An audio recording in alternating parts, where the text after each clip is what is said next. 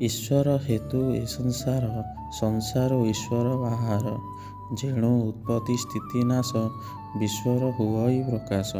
ଏଣୁ ଲୀଳାକୁ କରିଅଛି, ପ୍ରାଣୀକି ନୋହିବ ପ୍ରତ୍ୟକ୍ଷୀ। ଈଶ୍ୱର ହେଉଛନ୍ତି ସମସ୍ତ ସଂସାରର ମୂଳ କାରଣ। ସଂସାର ଈଶ୍ୱରଙ୍କଠାରୁ ଉତ୍ପନ୍ନ, କିନ୍ତୁ ଈଶ୍ୱର ସଂସାରରେ ବନ୍ଦିତ ନୁହେଁ, ସେ ସଂସାର ଉପରେ। ଏହି ବିଶ୍ୱର ଉତ୍ପତ୍ତି, ସ୍ଥିତି ଓ ନାଶ ସବୁ କାମ ଈଶ୍ୱରଙ୍କ ଇଚ୍ଛାରେ ହୁଏ।